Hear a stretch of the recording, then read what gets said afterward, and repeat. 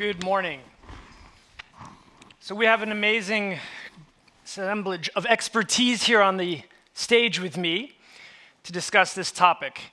And it's very timely, not only for the reasons that we've heard from Susanna, but also it was just last week that it was the 25th anniversary of UN Security Council Resolution 1325 on women, peace, and security. So it was a really good moment for us to reflect on where are we and what more work has to be done.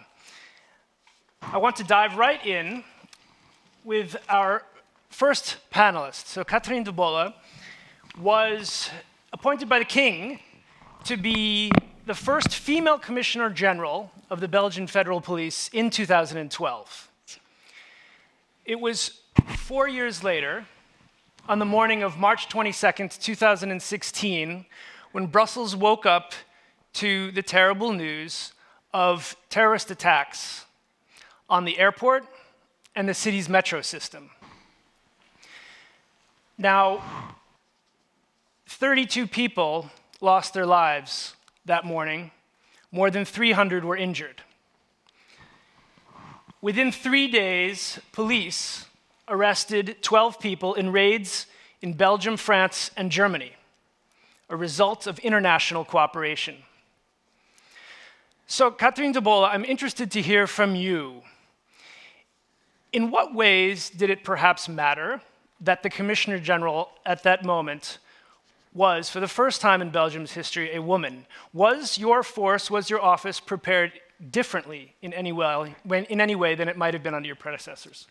Yes, thank you, and good morning to everybody. I, in fact, think we were differently prepared. We had the attacks in Paris, and due to the attacks in Paris, we also were really a bit in fear that we would also have had attacks in Brussels. So the 22nd of March, like every morning, I was standing next to my operational coordinator in the police to go through the last 24 hours to see what happened. Because in fact, we were after the cell that was responsible for the attacks in Paris.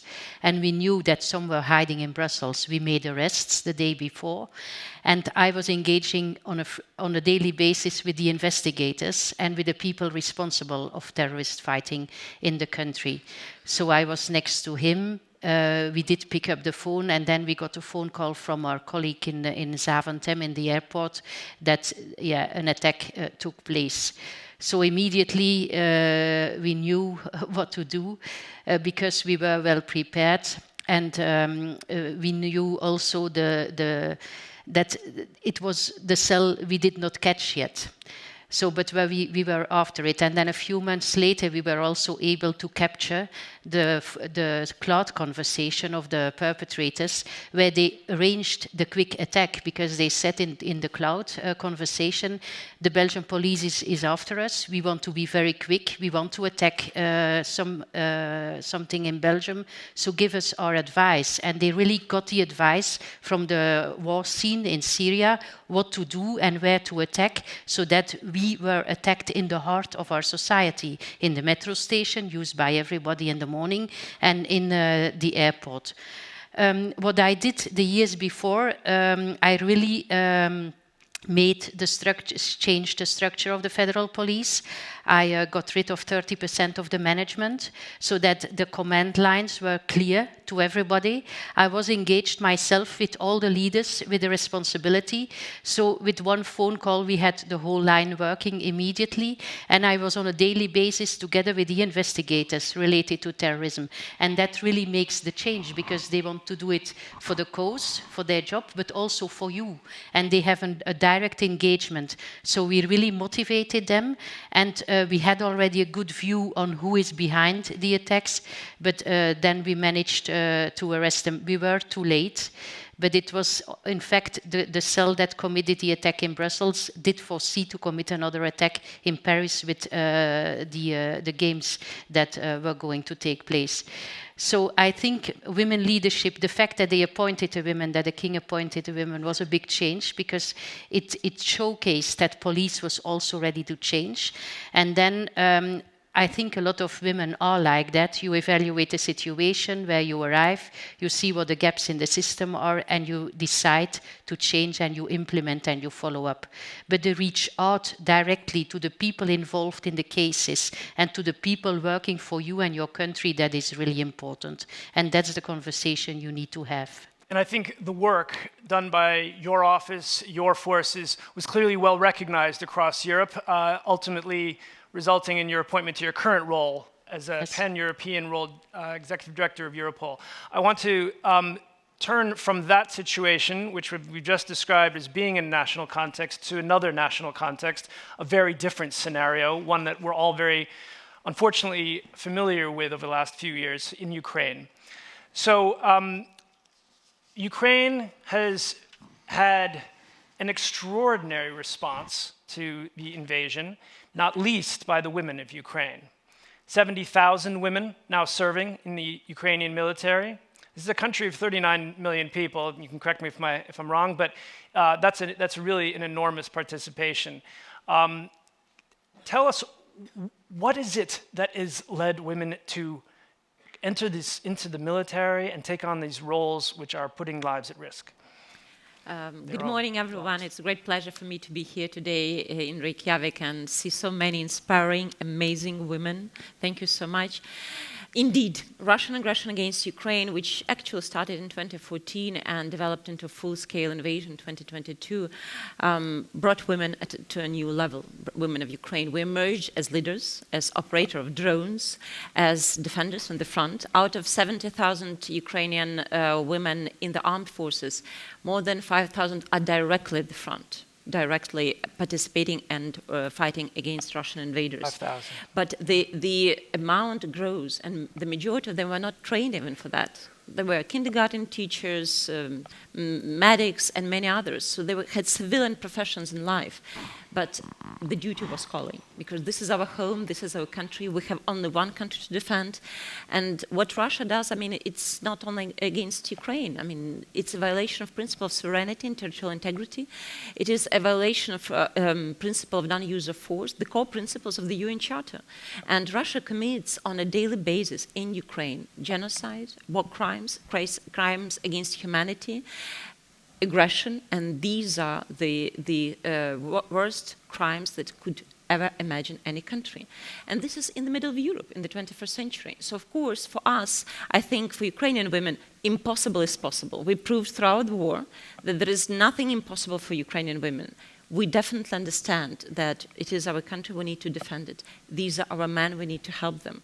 And I think the empowerment of women throughout the war was partly also because initially, Ukraine has been a victim of Russian aggression for 12 years. But we wanted to show that we are not victims, we are fighters. We are fighters for our independence and freedom. And the role of women in the local communities, the role of women in the police, the role of women in the army, the role of women in diplomacy has increased substantially. And I would say that one of the most courageous women that I've met throughout the war were in Ukraine. It's not only because of my country, but they were killed by Russia because of independence of Ukraine. They were definitely attacked by Russia, and they were not afraid to die. So many young Ukrainian women, girls, have been killed by Russia, and they were not afraid to go to the front. This is amazing, especially when you talk about coming from roles where they never imagined this would be what they would be doing. I want to turn to Martin Chungong from the Inter-Parliamentary Union, and someone who has worked in conflict zones around the world, bringing a global perspective to this conversation. You've been very dedicated to this cause, having worked in conflict areas, a number of them across different countries, Asia, Africa, and the Americas. In terms of what you have seen with regards to the role women play, what is it that has moved you to make this a priority for the IPU? Well, I think it comes from my own background as a young African growing up in an African, very conservative society, but living in a home that was gender equal. The boys and girls, there was no difference between boys and girls in our home. We did the same chores, we went to the same schools, we were given the same opportunities. And this led me to have this conviction that gender equality is something that has to do with repairing injustice. We cannot afford to move around in society with half of the world's society being excluded from decision making, from having a say in what is happening. And that is why I take this to the IPU, which already had a very strong women's movement. I'll say women's movement, but I want to say gender equality movement, because it's an issue of men and women working together. As we walked in here, I heard the MC say that what we need is male allies, not male mentors. I think that is what we should be looking at. But if you give me 1 minute, let me salute the presence of the Deputy Foreign Minister of Ukraine here.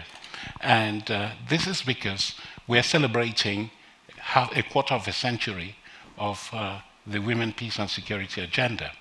And when I see her here, I go back to the early days of the Russian invasion of Ukraine. And the very first contact between the two belligerents took place in a room somewhere, I don't know where. They were all men, right? There were some 20 people in the room, all men. Women were absent. Today, we see that has changed.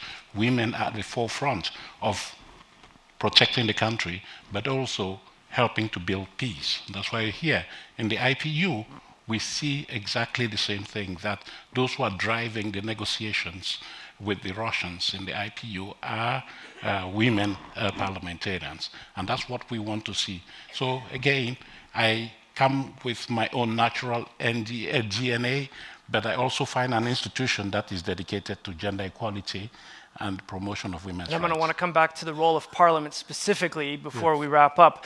Catherine de Bolle, I also want to hear from you, because you have made it a priority to deconstruct stereotypes, both stereotypes of victims of conflict and perpetrators, and especially with regards to human trafficking. Why has this been important, and what is the progress? The importance is that if you think out of stereotypes, you miss a lot of links in your criminal investigations. And you have to go unbiased when you have an investigation. When we talk about trafficking in human beings, for instance, it's not only the men that are perpetrators. In trafficking in human beings, specifically, you have a lot of women involved, because women, they create trust, they reach out to children, men, boys and girls, and these boys and girls, they have naturally more trust in a woman. So it's starting from the idea that, for instance, in that crime area, it's more about men. It's not true. We see it in the figures, and that is why we always try to look at the facts objectively and not to start with a misperception, because then your work is not efficient and you will miss a lot of leads in your cases. Okay. From the ongoing tragedy of human trafficking, and I want to talk about what's happened in Ukraine with regards to children being taken from their homes, from their families. Can you talk a little bit about the priority there in terms of your own government and how to reconcile? Thank you so much. Indeed, I mean, we cannot look at Resolution 1325 not considering the fact that it's not only about women, peace and security, but also about children, the most vulnerable group. And Russia attacks our children, keeps killing them in their sleep, keeps abducting them on an industrial scale, and keeps deporting them, illegally transferring from Ukraine to the Russian Federation. What Russia does to our children is also raising their identity, changing their personal data, personal status, Russification, militarization, indoctrination in the temporary-occupied territories, and basically preparing from these children, especially boys, the army, the next army for Russia, to fight against their own country. So this is a human tragedy. The issue of children is an integral part of the women, peace and security agenda. This is a human tragedy. Ukraine right now has more than 20,000 Ukrainian children who are deported by Russia, and we need to return each and every one. No one can be neutral in this, because this is the issue of humanity. Every child cannot be separated from the parents. Every child should not endure what Ukrainian children are passing through. So therefore, we are working very closely with our allies, partners within the International Coalition for the Return of Ukrainian Children, with our mediators whom we engage. One of them is Qatar, to bring each and every child back home. And because without this, there will be no justice. And without justice, there will be no peace and security in Ukraine. There are a lot of leaders here in the room and as well listening online. Is there anything that you would ask in terms of support internationally for this cause? Indeed, we need to raise awareness about the necessity to return each and every child back home to Ukraine. Pressure on Russia should be step up. Sanction pressure, definitely. Accountability mechanism. Russia should know that there is a responsibility for such heinous crimes as war crimes, crimes against children. And we definitely need to raise also global awareness, because somehow the issue of children is going second or third after security and weapons. But this is an integral part. And without returning every child, unconditional returning, there will be no just and comprehensive peace, not only in Ukraine, but in Europe. Thank you. Martin, you've spoken very eloquently recently on how we need to move. Nobody wants a Cold War, we want a warm peace. I like those words very much. And when you've talked about yes, we need to address military spending, but what about the root causes of conflict? And I think you've talked about alleviating poverty, injustice, exclusion. Can you help us think about those root causes so that we don't get into these situations? Yeah, when you look at those root causes, you're right. You have inequities, inequality in society that creates frustration. And this is a hotbed for tension and disruption of peace. And you need to address that. And the place where this can be addressed is parliaments, because parliaments are supposed to mirror society, manage society in all its diversity, because the most representative institution in a country. And what we are saying is that Parliament should be more robust in using those powers that are enshrined in their constitutions: lawmaking, oversight, budget allocation, representing the people, to help address these root causes that we know, historical injustices are happening. We saw it in Kenya when Kenya erupted following elections several years ago. It was because there were deep-seated injustices that had not been addressed. But if you give me the opportunity, I would like to say that it's not only about making laws, it's also about implementing those laws. If you're talking about inclusion of women in peace processes, in conflict resolution, this should happen in practice, and it is what parliaments need to do, to hold the feet of government to the fire to make sure that they're implementing those laws that are in place. We are celebrating a quarter of a century of the Women, Peace and Security agenda. There's been a lot of progress. There have been laws, action plans that have been put in place. But are we sure those action plans and the laws are being implemented effectively? I doubt. And that's why I would make a clarion call here that we should rededicate ourselves to prosecuting this agenda very robustly at a time when I think we're all agreed that we need to involve women in peace processes and conflict resolution. 100%. We're running out of time, but I want to give each of you the chance to talk about the future. So very briefly, we've marked the 25th anniversary. Put yourself 25 years into the future, which is difficult with things so much going on. But 2050, Catherine de Bolle, what needs to be done now? When I look to my past and when I look into the future, I think for a woman in a leading position, there are two things that are very important, and we are not there yet.